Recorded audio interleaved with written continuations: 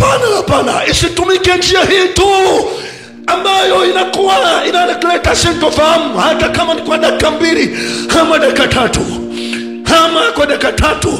Naita wito huu kwa sauti ya Mungu, naita wito huu kwa neno la Mungu, naita wito huu kwa jina la Mungu, naita wito huu katika jina la Yesu Mwokozi wa milele. Nataka nikujulishe, hakuna anayeona maana ya kuongea kwa ukali. Hakuna mtu anayeona ni raha kuongea kwa ukali. Mara nyingi baada ya wale ambao pengine kwa namna moja wanaweza kaona mapungufu na makosa yao, wakigundua kwamba huyu mtu ameongea kwa ukali kwa sababu maumivu yake yalikuwa juu sana, wakija wakasema hebu tuzungumze, shida ni nini? Kwa nini tusiwekane sawa kwenye eneo hili? Mara nyingi uwezi ukamwona mtu huyo akiongea tena kwa ukali. Natoa wito. Mpaka sasa ninaongea klipu hii na maneno haya, sijajua kijana wangu kachukuliwa kwamba anakosa gani. Walio kwa karibu hawajapata hiyo taarifa. Sijachukuliwa kwamba anakosa ama kuna mazungumzo mengine yoyote ya kawaida. Nisemacho ni kwamba vyovyote ilivyo, kama kiitwacho kosa kinatokana na pengine ambayo imeonekana ni kama ameyasema, naomba sana tuzungumze. Mimi ni sauti ya Mungu, mimi ni mtu wa Mungu. Haijalishi dunia inanijuaje, imenipokeaje, imenifanyaje, mimi ni mtu wa Mungu. Njoni tuzungumze, tuone nini kifanyike. Lakini njia pekee ya kutumika isiwe tu ile inayoleta utata juu ya ubinadamu wa binadamu, isiwe tu ile inayoleta utata. Njoni tuzungumze wanadamu, njoni tuzungumze, njoni tusiwe hawa. Hapana, isitumike njia hii tu ambayo inaleta sintofahamu, hata kama ni kwa dakika 2 ama dakika 3 ama kwa dakika 3. Naita wito huu kwa sauti ya Mungu, naita wito huu kwa neno la Mungu, naita wito huu kwa jina la Mungu, naita wito huu katika jina la Yesu Mwokozi wa milele. Updates za mbinguni, miongoni mwa yaliyomo moyoni mwa Mungu leo.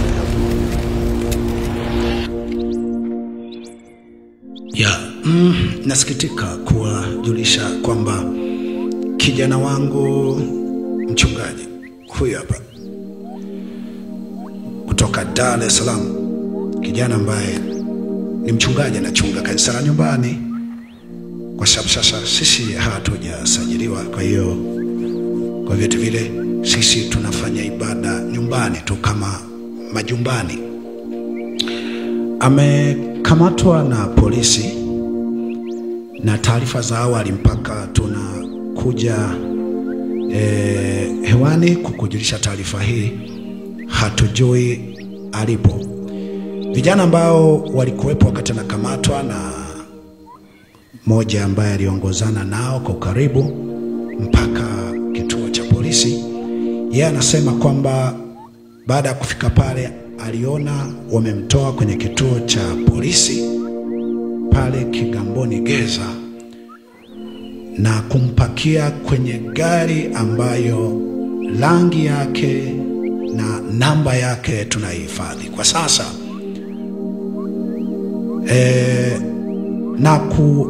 Na kutokujua kwamba alipelekwa wapi. Kimsingi amesema gari haikuwa na namba za serikali, amesema gari ilikuwa na namba za private ama namba binafsi.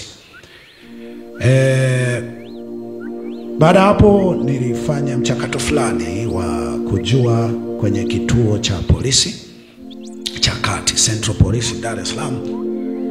Nimepata taarifa kwamba hajafika pale kwa muda ambao mimi nimeulizia, lakini kwa mbali mahali kukawa ni kama na fununu ama taarifa kwamba huenda amepelekwa kanda maalum, zono, kanda maalum, ofisi za kanda maalum.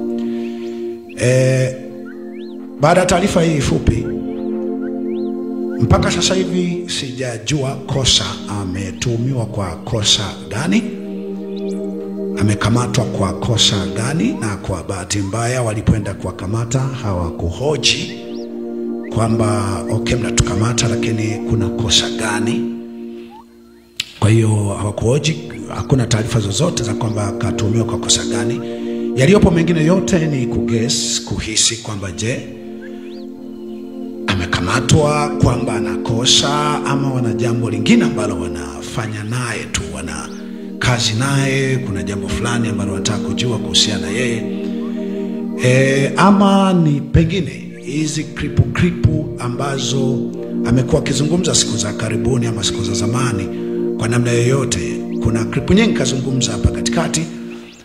Zipo kripu ambazo ametoa kuhusiana na Tundu Lissu kwamba kama hamna kosa lote na nini, simwacheni na nini, na kripu nyingi, mambo mengi. Kuna hii nyingine nimeona jana ni kama alikuwa anazungumzia, sijua ni yeye kwa kiasi gani alikuwa anazungumzia swala la singeli kwamba isiwe alama ya utambulisho wa taifa, ni kama mtaleta laana ndani ya nchi kwa sababu mifumo, mitindo ambayo ni kama inahamasisha zaidi mkono, muziki ambayo inahamasisha. Na Waziri Kabudi kimsingi hakuweka mipaka kwamba kama tutaweka singeli tutakuwa na mipaka ya uchezaji, tutaweka mipaka ya uchezaji. Manaka alizungumzia waliomnukuu katika maeneo mengi, alizungumzia kwamba tumeona singeli iwe utambulisho wa taifa.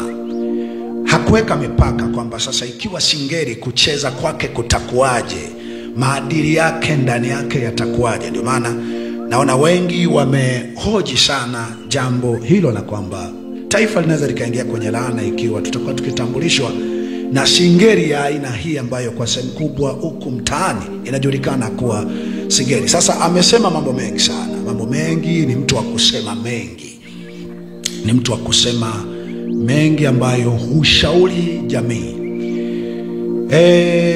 Sijajua kati ya mengi hayo anayokuwa amesema lipi ambalo linaweza likawa limepatikana kosa humo, limetafutwa kosa humo, kama wamemshikilia, wamemchukua kwa sababu anakosa.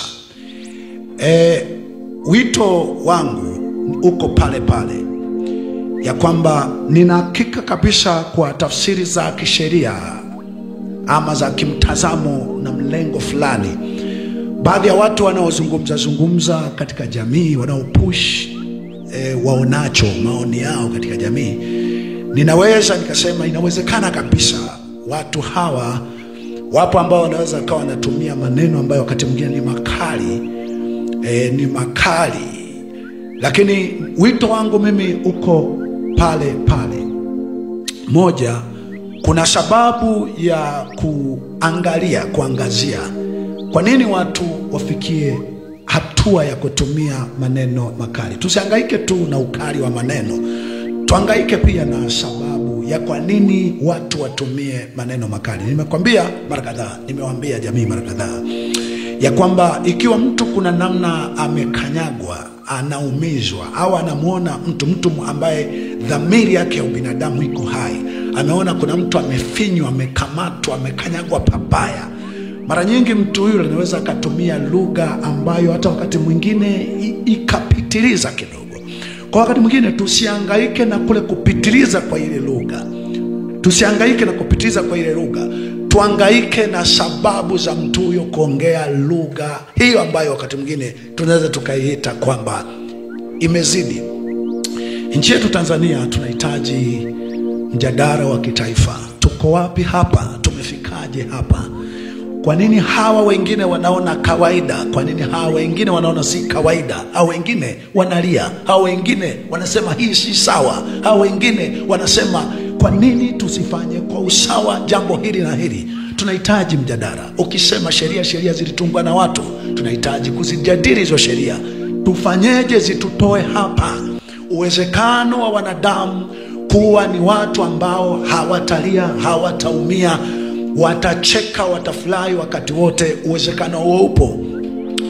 Katika kitabu cha Isaya 65 kuanzia mstari wa 15 mstari wa 17, tunianzia hapo. Imeanzia nyuma kidogo, lakini anzia hapo kidogo tu kwa kunukuu ambacho mimi nimekuwa nikisema mara kadhaa, na muamini Mungu anao mpango wa kuleta nchi ya Tanzania katika wakati huo.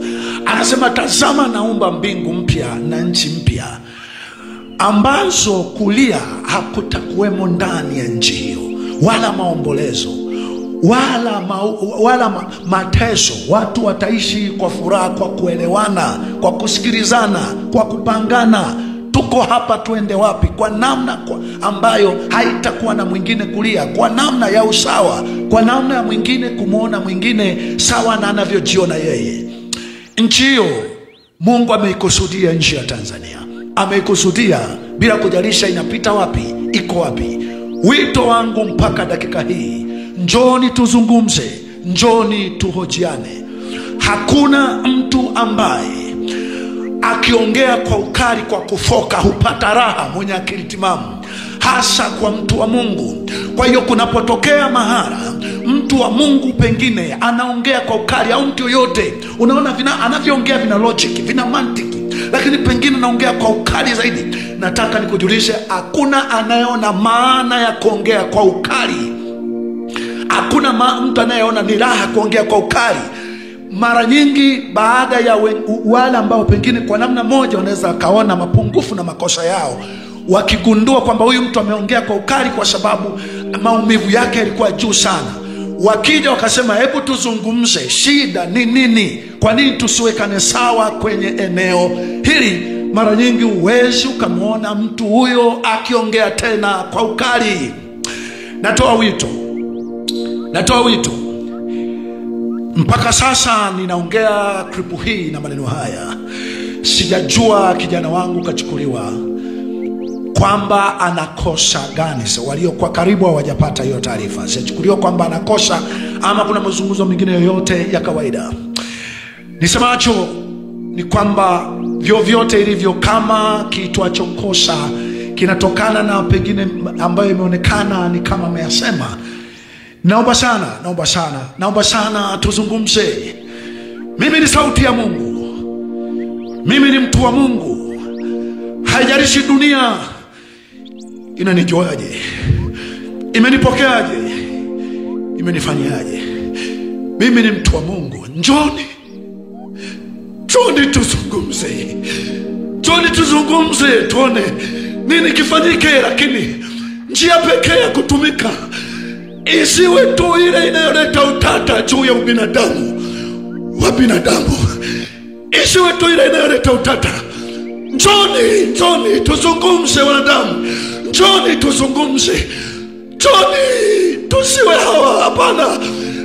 Hapana, isitumike njia hii tu ambayo inaleta sintofahamu, hata kama ni kwa dakika 2 ama dakika 3 ama kwa dakika 3. Naita wito huu kwa sauti ya Mungu, naita wito huu kwa neno la Mungu, naita wito huu kwa jina la Mungu, naita wito huu katika jina la Yesu Mwokozi wa milele. Hii ni sauti ya mtu aliyetoka gerezani, anasema, itengenezeni njia ya Bwana, yanyosheni mapito yake. Heri mtu atakayeteswa, atakayefungwa, atakayeuawa, atakayefiwa, naam, afae katika Bwana tangu sasa, apate kupumzika mara baada ya taabu yake. Tazama, Mungu mwenye haki yu karibu kuja. Hii ni maana neno Maranatha.